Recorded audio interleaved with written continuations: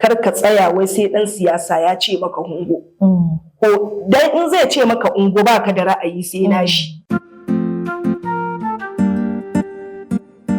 Ina mafita, ina mafita, ina mafita, al'ummata ina mafita, ina mafita, ina mafita. Jama'a masu kallon mu da sauraron mu a daidai wannan lokaci, barkanmu da kasancewa a cikin sabon shirin namu na ina mafita. A yau ina tare da babban bakuwar mu ta yau, ita ce 'yar gwagwarmaya ce, 'yar kasuwa, jigo na jam'iyyar APC a jihar Plateau da Najeriya da Arewa gaba ɗaya. Hajiya barka da shigowa. Barka dai. Hajiya masu kallo da su so su san cikakken sunanki. Sunana Umma Hassan Muhammad, wanda aka fi sani da Hajiya Umma Hassan. Me position ɗinki a jam'iyyar APC a Najeriya? Ni liaison officer ce, deputy liaison officer to the national chairman ta Jos North. Masha Allah. Hajiya, akwai a jam'iyyar APC ko kuma in ce a Arewa, mutanen Arewa suna maganganu akan matsaloli ko in ce Najeriya akan rashin tsaro. Shin a matsayinki na jigo na jam'iyyar APC, wani shawari zaki bayar ma shugabanni inda za a kawo ƙarshen ta'addanci a Najeriya? Wannan abu sai dai mu ce inna lillahi wa inna ilaihi raji'un. Domin wani abun farko za mu ce jarabawa ce da Allah ya sauko mana da ita. Wani abun kuma halayyanmu ne Allah yake nuna mana. Domin abubuwan da muke yi ya kamata mu kiyaye, domin ita masifa idan ta taso tana samun wanda bai ji ba da wanda bai gani ba. To shi yasa ake gudunta dama kar ta zo. Abin da zan gaya shugabanni shine har ga Allah suna kokari, amma abin da yasa ba za a ga kokarin ba, kullum abin na faruwa. Yau idan sun tara can, gobe can sai ya balle. In sun taro can sai ya balle. Kuma muna da yawa a Najeriya. Najeriya ba karamar ƙasa ba ce. Saboda haka suna iya abin da za su yi, amma dole mu mutum ɗan adam ne. Saboda yau in bai taɓa ka ba kana ganin suna ƙoƙari tunda bai zo kanka ba, gobe wanda ya taɓa zai yi kwata-kwata ba sa ƙoƙari.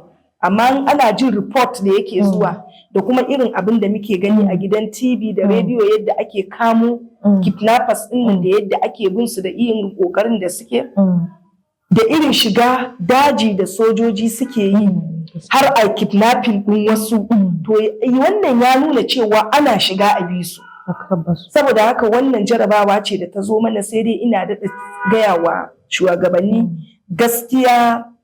Jami'an na sojoji da polis ƙwararru ne. Idan aka ƙara musu fawa, aka ƙara musu ƙarfi, to insha Allah za a kawo ƙarshen wannan abu. Sannan kuma 'yan kidnappers ɗin nan ko Boko Haram suna amfani da wayoyi, wanda hanya ce mafi sauƙi da za a iya kama su. To wannan abin shine mutane kowa yake tambaya cewa ta ya za a yi idan mutum zai fito ya zagi a tracking ɗin shi a kama shi?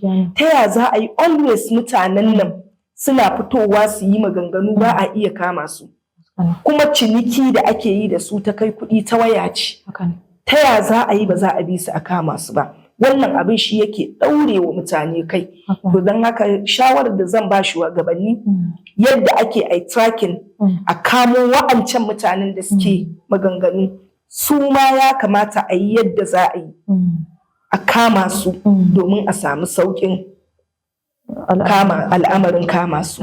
Wannan iya shawarar da zan bayar, a ƙara wa jami'an tsaro ƙarfi, kuma a dinga bi ta hanyar wayoyi salulan nan da suke amfani da ita, ana bi ana kama su. Wannan shine iya shawarar da zan ƙara bayar. Gajiya gashi ke mace ce, kuma kowa ya san jajircewanki da gwagwarmayanki shi ya kai ki matsayin da kika je. Ya kike fuskanta ga ki uwa ce, kuma matar aure, kuma 'yar gwagwarmaya, kuma 'yar kasuwa. Yaya kike haɗa siyasa da kasuwanci da rike iyali a lokaci ɗaya? Alhamdulillah. Na sami ƙarfin gwiwa ne ta gurin mai gidana. Ya bani haɗin kai, kuma yarana sun kawo ƙarfi. Wani abun suna taya ni, suna riƙe min. Sannan kuma harkar siyasa duk yadda ka ɗauke ta haka take zuwa maka. Idan ka ɗauke ta da zafi za ta zo ma da zafi. In ka ɗauke ta da sauƙi za ta zo maka da sauƙi. Kuma wanda siyasa ya fi wa sauƙi a rayuwa mai neman abin kansa. Duk wanda yake neman abin kansa ya fi ƙarfin 20,000, 100,000, 50,000. To siyasa ta fi zuwa mishi da ƙarfi da sauƙi, saboda me yana da ra'ayi irin nasa. Yana da kuma sai, saboda wani ba zai iya juya shi akan rashin gaskiya ba. Saboda har in ya shigo da siyasa da gaskiya, to wanda yake da harkoki ko kasuwanci ko wani abu da yake juyawa, to gaskiya ni ina ganin siyasa ta fi mishi sauki. So yanzu kina ba da shawara idan mutum zai siyasa ya yi ta da sana'a kuma, ba wai ya zama shi ɗan siyasa bai da sana'a. Idan za ka yi siyasa kana so ka zama mai yanci, kana so kuma ka zama mutum da duk abin da kai mutane za su fuskanci inda ka sa gaba, to ka nemi mai juya taro da sisi. Kar ka tsaya wai sai ɗan siyasa ya ce maka hungo. Ko dan in zai ce maka ungo baka da ra'ayi sai nashi, kuma zai juya kai yadda ya ga dama yadda yake so. Amma in kana da ra'ayi, kana da kasuwanci, to a nan ne za ka iya zaɓo mutumin kirki. A nan ne za ka ce wane mutumin kirki ne, kuma a mutane 190 za su yadda da kai, domin sun yadda cewa ba kana bin wanan nan don abin hannunsa ba ne. Wannan shi ne ya kawo min sauƙi, ni ba na ganin wahalarta. Domin ni ba na zuwa ƙofar gidan ɗan siyasa ba tare da ya neme ni ba, ko ina da wata alaƙa ta musamman da shi. Wai in wanke kafa don in tafi gun ɗan siyasa neman yaban wani abu, ni ba na yi. Kuma yawancin mutanen da nake alaƙa siyasa da su ba sa yi. Wannan shi ya sa muke ganin sauƙinta, ba ma ganin wahalarta. Haka ne. Hajiya, akwai ƙungiya da kike da shi, ke jigo ce ta fati, sannan kuma kina da wani ƙungiya naki da kike gudanarwa. Mutane da yawa suna ƙorafi, suna cewa idan ka je taron kaza da ka ga mutanen hajiya umma a wannan fatin, ka ga mutane, sai mutane suke gani kamar hajiya umma tana antifati kuma ba ta da alƙibla a siyasa. Menene ya kawo haka? Wannan ƙungiya tamu ina samun ƙalubale da yawa a kanta.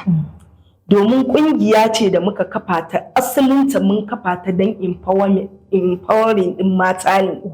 Mun kafa ta ne daman ita wannan ƙungiya saboda taimakekeniya.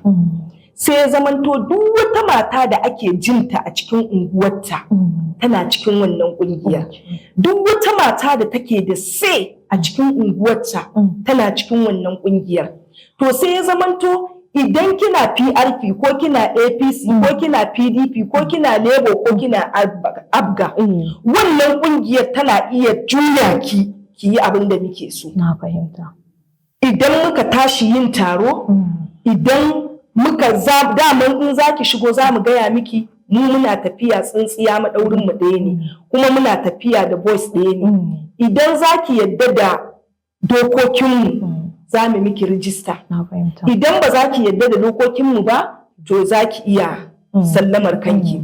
Kuma don mu ƙarfafa ƙungiyar, idan ba ki da voters card, ba za mu miki rijista a ƙungiyar nan ba. Idan kuma kika shigo cikinmu kina da voters card, duk 'ya'yanki da muka sani sun kai matsayin su yi zaɓe, to sai mun sa ki dole kin musu voters card. To saboda haka idan muka zo za mu yi taro, kowane fati kike sai kin zo, kuma za mu gaya miki matsayarmu. Kuma za ki bi. Kuma dole ki bi. Saboda a unguwar akwai monitors wanda suke monitoring wannan tafiya da muka ɗauwa da muka ce shi zani. Kuma dole ki shi zaki, da ke da duk wani ahalinki da muka sani shi zaki. Hajiya, mai ce sunan ƙungiyar take? Ƙungiyar matan Hausa Fulani. Masha Allah. Ƙungiya ce ta matan Hausa Fulani ta Plateau State gabaki ɗaya. Kuma wannan ƙungiyar ba ni na bawa kaina wakilci ba. Akwai iyayen ƙungiya irin su Hajiya Juji Sale Hassan, irin su Hajiya Nana Turaki, irin su Hajiya A'i Musan Sati, yawa akwai kuma Petros irin su Fati ke gade da sauran manya suna cikin wannan kungiya. Zaɓe aka yi aka ɗora ni, ba ni na ɗora kaina ba, aka ɗora ni suka ce su sun tsufa daman kungiyar su ce. Shekarunsu ya kai da mai shekara 90-80 a cikinsu 70 da sai suka ga cewa yanzu ba za su iya wannan harka ba, sai suka kira mu matasa da muka ɗan shiga harkar siyasa, sai suka ce to ya kamata mu zo a fito da shugabanci su handilin mana ƙungiyar su zama iyaye. To a nan ne aka ce to ya kamata a bani shugabancin ƙungiya, kuma ba don na fi kowa ba, Allah ne ya zaɓe ni ya sa cewa ni aka ba. Sun fara ba da riƙon ƙwarya kamar na shekara ɗaya. Mun fara rolling ɗinta. A wannan lokacin sai suka ga ai ya cancanta ma kawai a bani. Saboda yadda suka ga ina tafi da ƙungiyar da irin kuma mutanen da muka daɗa kawowa cikin ƙungiyar. To shi ne aka bamu muka ƙaddamar da ƙungiyar. Ina ganin kusan babu wani babba da yake Jos da bai je wannan taron ba. Babu wanda kuma invitation na ƙaddamar da ƙungiyar bai je hannun shi ba, ko da bai samu zuwa ba ya san da ƙungiyar. Na fahimta. Sannan muka zo muka ƙaddamar da ƙungiyar muka mata CAC register. Muna da rijistan mu CAC, to kin ga cewa an yadda da mu. Dan ba a baka CAC register ba tare da an yadda da kai ba. Yawwa to wannan shi. Hajiya, mutane suna cece-kuce a arewa cewa jam'iyyar APC ta fi ƙarfin shugaban fati na yanzu da aka bashi. Duba da irin matsatsalun da suke faruwa yanzu. Misali da ki ga jihohi daban-daban. Da ki ga an samu matsala, wannan ne dan takara, wannan ne primary election kaza. Sai mutane suna gani ai fatin ne tafi ƙarfin shi shugaban fati na yanzu. Shi yasa ya kasa controlling ɗin fatin saboda girman ta yayi yawa. Me zaki ce akan wannan? Gaskiya ba ta fi ƙarfin shi ba. Dan ni yanzu na je national assignment. A abin da muke gani da kuma viewers ɗin gwamnonin da muke haɗuwa da su suna gaya mana cewa ƙwararre ne. Shi yasa ya kawo ake samun tangarɗa. Da an bar fatin kara zuba kowa yana abin da ya ga dama. To shi kuma da ya zo sai ya zo da gyara. Idan baka cancanta ba bai kamata ka hau ba. Idan ka cancanta ya kamata ka hau. Tuntuna abin da ya kamata shugabannin baya su yi kenan. Karka ce wai dan fatin ka ne. Kana kallon mai laifi sai ka bar shi ya ci gaba da bakalarsa a cikin fati. Ko kuma wane bai cancanta ba bisa dalili kaza da dalili kaza saboda fatin ka ne, to don haka bari a ɗora shi a yi wa mutane ta ƙarfi, ko kuna so ko ba kwa so dole a yi. To shi da ya zo sai ya zo da gyara cewa fatin na mutanen kirki ne. Idan baka cancanta ba bai kamata ka yi ba. Idan ka cancanta ya kamata a tafi da kai. Sannan kuma in ba su manta ba ya rike INEC. Mutumin da ya rike INEC ta ya za a yi, ya san duk wata badakala da ake yi a fati, ya san duk wata shige da fice da ake yi, ya za a yi a ce fatin ta mishi girma. Tun da ya iya kawo gwamnoni ba a samu matsala ba, ya kawo sanatoci ba a samu matsala ba, ya kawo 'yan majalisun jiha ba a samu matsala, ya kawo 'yan majalisar tarayya ba a samu matsala ba. A majalisar jiha ne za a samu matsala. Hajiya, akwai wani matsala da yake faruwa a Jos North constituency wanda har yanzu mutane suna zaman dakon jiran wane ne halattaccen ɗan takara. Wannan abu yana ɗaga mutane hankali. Yau da mu ga 'yancin gidan sun yi posting, wane congratulation, yau da su ga wannan matsala ga guda ɗaya ya sa gaba ɗaya jam'iyyar APC ta rikice a Jos North. Shin menene gaskiyar lamarin nan, kuma me yasa har yanzu shi shugaban fati bai kawo ƙarshen wannan matsala ba tsakanin shi Abdulkadir SLA da kuma Honorable Dr. Adamu Aliyu? Wannan matsala waɗanda su rikitattu su suke rikita kansu. Domin duk abin da yake faruwa a fati wallahi kowa ya sani. As far as kai ɗan APC ne, ka san su waye halittattun 'yan takara. Idan har ka san ga 'yan takara, to kai ka san sunan waye a gurin. Saboda akwai 'yan takara idan ka shiga fati, idan ka si form, za ka yi filin form, za ka dawo da form. Akwai tambayoyi da amshoshi a cikin form. Idan ka dawo da form, idan ka za ka je screening. In ka je screening akwai tambayoyi da za a maka akan abin da ka cika akan wannan form ɗin. Screeners suna iya barinka ka zama ɗan takara ko su withdrawing ɗinka ka zama an cire ka. To idan baka cikin wanda screeners suka sa sunansu, that mean baka cikin takara. Idan kuma kana ciki ka ci takara, to za a iya cewa wane yana cikin waɗanda ya kamata su yi zaɓe kuma ya ci takara. Wannan karan a plateau abin sai ya zo da an raba positions. Akwai gefen gwamna 60-40 ba a ɓoye take ba.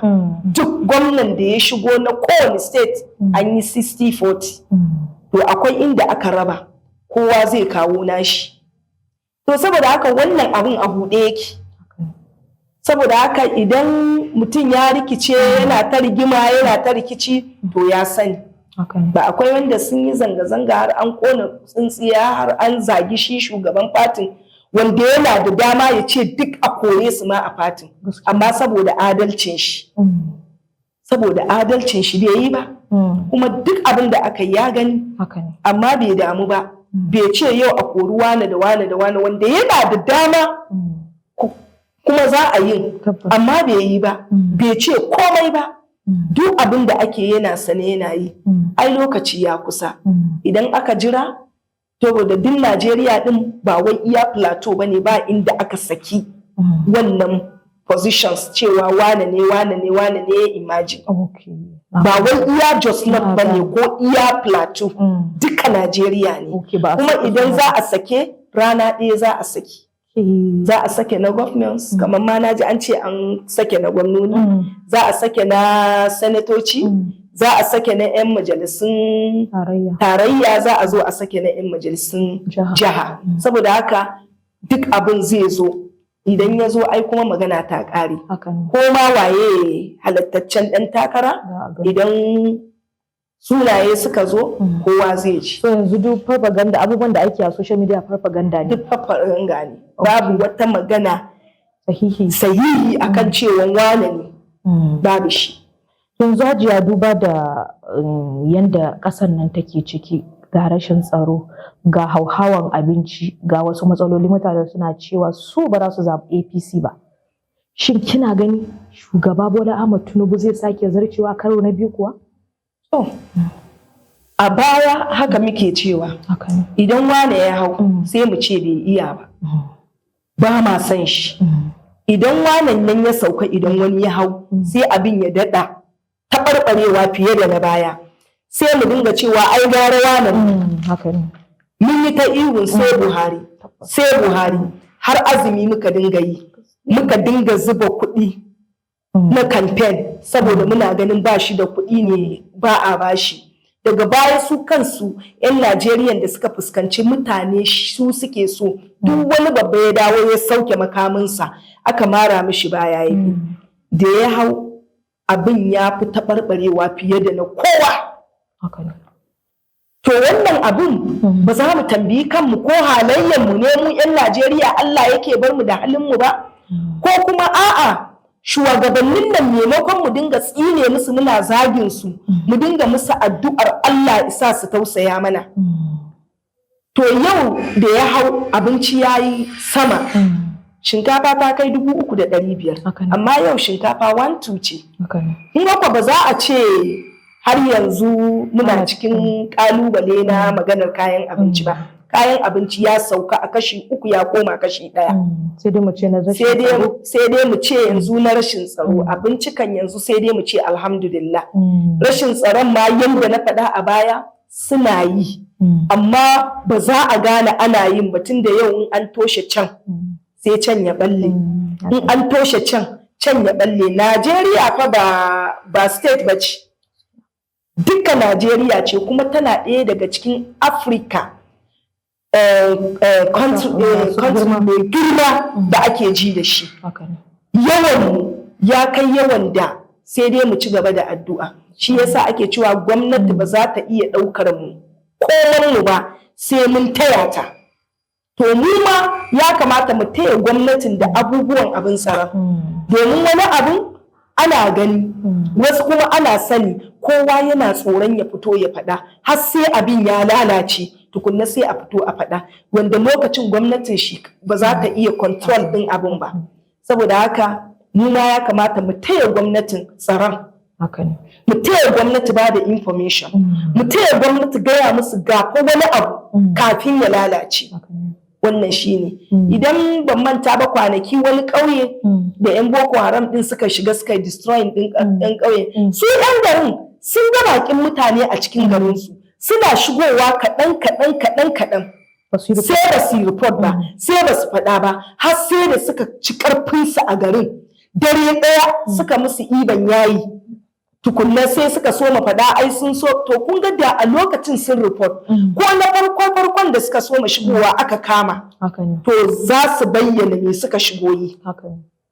Wannan shine ya faru a Kano. Suka so ma ganin mutane idan ka hau mashin in ka ce wa mutum guri kaza shi zai tambaye ka kai shi gurin.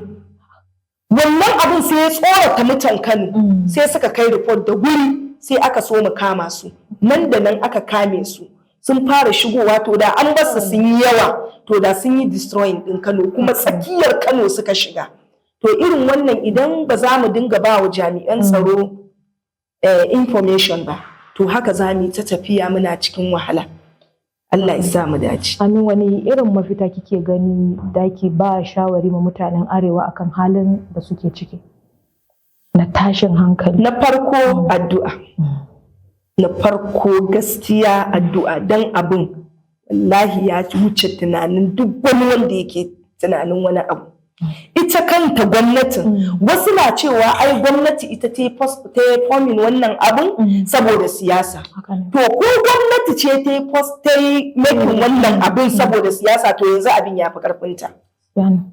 Ko gwamnati ce ta kawo kirkiro abin don siyasa yadda suke faɗa, to ko gwamnatin ne yanzu abin ya fi ƙarfin gwamnati, tunda za a kama jami'in soja babba mai rank da iyalin shi. A yanzu zancen da nake yi akwai jami'in soja babba da iyalin shi a hannun kidnappers a cikin daji. To kun ga in ma su suka kirkiro abin, to yanzu sun ji an kira ruwa, yanzu ruwa na dukan kowa yadda ake faɗa. To saboda haka gaskiya ni shawarar da zan fara bayarwa, zage-zage ba namu bane, ifa ba namu bane, mu koma ga Allah, mu tsaya da addu'a.